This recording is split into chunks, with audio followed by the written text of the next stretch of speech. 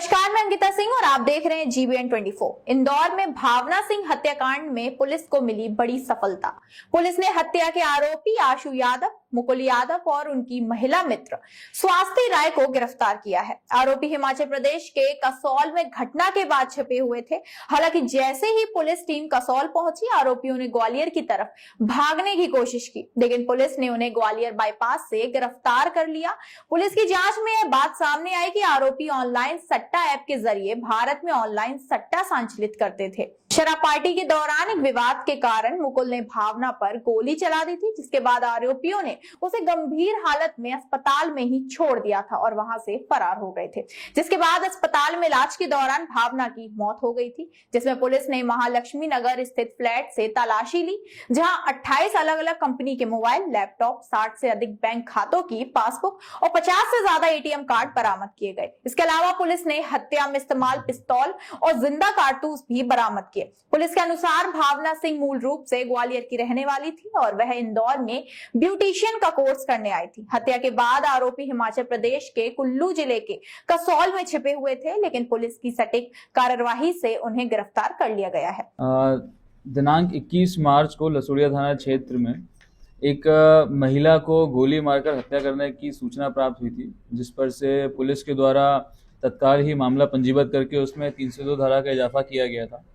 जिसके पश्चात में लगातार ही पुलिस की 3 से 4 टीमें सक्रिय थी इनके आरोपियों को गिरफ्तार करने के लिए, जिसमें इनिशियली एक व्यक्ति का नाम सामने आया था जिसका नाम आशु यादव था। बाद में तफ्तीश के दौरान में 2 अन्य व्यक्तियों के नाम क्लियर हुए, इनको लगातार पुलिस पकड़ने का प्रयास कर रही थी।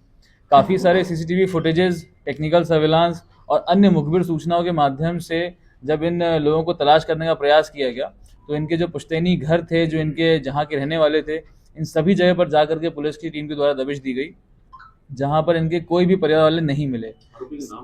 सभी जगह से लोग फरार होने के पश्चात में उनकी तलाश लगातार जारी थी, जिसमें मुखबिर सूचना और टेक्निकल सर्विलांस के माध्यम से जब इनकी जानकारी मिली, तो ये जानकारी प्राप्त हुई कि ये लोग कसौल में जाकर छुपे हुए थे।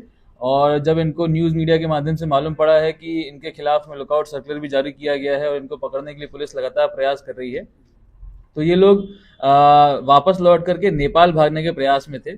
जब पुलिस ने इनको दिल्ली और ग्वालियर के बीच में बाईपास में इनको एम्बुश करके इनको पकड़ा है और इन तीनों व्यक्तियों को गिरफ्तार किया है, जिसमें तीनों के नाम है आशु यादव, उसका भाई है मुकुल यादव और एक महिला है जिसका नाम है स्वाति राय। इन तीनों को मुख्य आरोपी के रूप में गिरफ्तार किया गया है। तफ्तीश के दौरान में ये भी जानकारी प्राप्त हुई थी कि कुछ लोग इनका सहयोग कर रहे थे भागने में, उनको भी उनकी भूमिका को देखते हुए इसमें आरोपी बनाने पर विचार किया जाएगा और उनके खिलाफ में भी वैधानिक कार्रवाई करी जाएगी।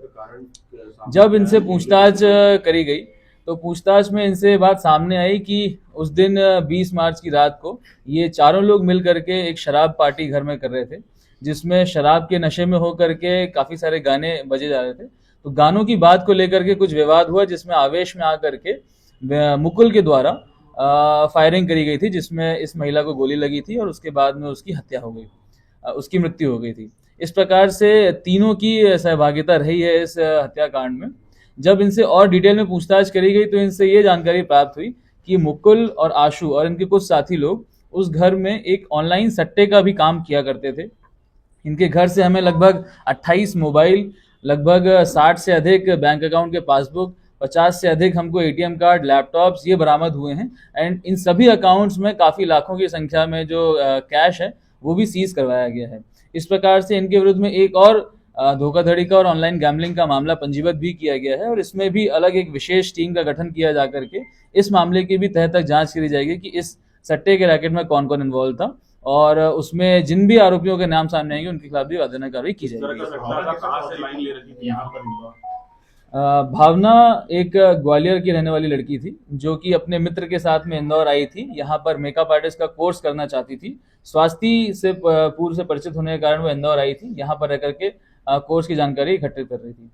इनके पास क्यों आई थी सर? स्वाति चूंकि भावना की मित्र रही है, तो पार्टी करने के उद्देश्य से यहाँ पर इनकी फ्लैट पर आई थी। ये ऑनलाइन सट्टा जो आप बता रहे हैं सर, कहाँ से इन्होंने लाइन ले रखी है और किस तरह से ये लोग? जी, इनसे जो प्रारंभिक पूछताछ हुई है उसके माध्यम से मालूम पड़ा हुआ है कि टेलीग्राम और कई अन्य सोशल मीडिया प्लेटफॉर्म के माध्यम से इनको कुछ ऑनलाइन गैम्बलिंग वेबसाइट्स के बारे में मालूम पड़ा है, जहां पर ये लोग एक पूरा फैसिलिटेट करने का काम कर रहे थे, लोगों से अकाउंट में पैसा लेना, उनको पॉइंट्स देना, उसके बाद में सट्टा जीतने पर उनके अकाउंट में पैसा डलवाना, इस प्रकार से पूरा मैनेजमेंट ये लोग कर रहे थे। अभी इस मामले में भी विस्तृत रूप से जांच की जानी है, कितना पैसा जिसमें फ्रीज हुआ है बैंकों में? अभी 60 अकाउंट से ऊपर बैंकों को लेटर लिखा गया फ्रीज करने के लिए। उन सभी अकाउंट में कितना पैसा है इसकी जानकारी आना भी शेष है, परंतु काफी भारी मात्रा में कैश उसमें भी सीज होने की संभावना है। सर तो दूसरे फ्लैट के अंदर पांच लोग रह रहे थे सर, मगर तीन कैसे आ गए? वो जिस फ्लैट में ये घटनाक्रम हुआ था उसमें उसका रेंट एग्रीमेंट उनके मालिक से पता लगाया गया, तो उसमें 5 लोगों के रहने का पता चला था, परंतु 2 लोग जो उस समय उस घटना के दौरान वहां पर उपस्थित नहीं थे, इस प्रकार से उनकी भूमिका को अभी जांच में रखा गया है। सर फायर कितने हुए थे वहां पर? घटनाक्रम के दौरान में एक फायर होना बताया गया है। घटनास्थल से एक देसी पिस्टल भी जब्त करी गई है एंड 2 भरी हुई मैगजीन्स जब्त करी गई हैं। भारी संख्या में जो राउंड्स हैं वो भी जब्त किए गए हैं। तो इसके साथ साथ में मोबाइल्स और लैपटॉप्स और काफी सारे जो फॉरेंसिक एविडेंसेस हैं उसको घटनास्थल से जब्त किया गया है। सट्टे का काम कब से कर रहे हैं? ये लगभग अभी प्रारंभिक पूछताछ में पिछले 6-7 महीनों से इनके द्वारा ये काम करना बताया गया है, और पहले ये लोग आईटी कंपनी टास्कर्स में और टेली परफॉर्मेंस में काम करने का बता रहे थे। सर ये पिस्टल कहाँ से लाए थे, कुछ इन्होंने बताया? अभी इसके संबंध में उनसे पूछताछ जारी है। जिन भी लोगों के माध्यम से उनको ये पिस्टल मिली है उनकी तलाश जारी है, उनको भी इसमें आरोपी बनाया जाएगा। सर ये गुमराह करने का प्रयास तो नहीं कर रहे, जाने की मामूली सी बात पर गोली मार दी। देखिए, इन्होंने पुलिस को गुमराह करने का प्रयास भागने के दौरान में कई बार किया था। अलग अलग जगह जा करके अलग अलग साधन का उपयोग करके पुलिस को भटकाने का प्रयास कर रहे थे, तो भागने के दौरान में इन्होंने गुमराह करने का प्रयास किया है। सर ये आशु के क्या विदेश में भी कहीं कार मिले, दुबई या यहाँ पर ऑनलाइन गेमिंग के लिए? अभी तक की जो जानकारी सामने आई है, पूर्व में मुकुल और आशु दोनों ही संभवतः विदेश की यात्रा कर चुके हैं एंड इनके तारों के संबंध में अभी तक जांच की जा रही है। किस कंट्री में गए थे? अभी इसकी जांच की जा रही है। सर क्या दूसरा बैंक का फरार होने का किस तरह से इंदौर से निकला? जी, इंदौर से पहले तो ये कैब के माध्यम से और फिर बस के माध्यम से ये लोग भोपाल गए थे।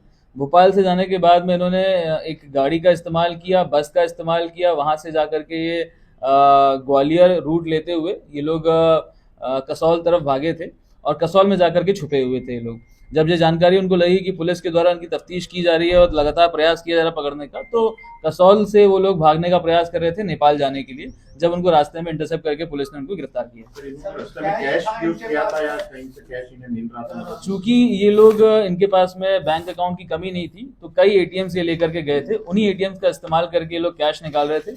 इनके पास कई मोबाइल भी थे, उन्हीं मोबाइल का इस्तेमाल करके ये लोग बातचीत कर रहे थे। इस कारण से इनको पकड़ना एक और चैलेंज था। अभी के लिए बस इतना ही। ऐसी तमाम खबरों को जानने के लिए देखते रहिए G24।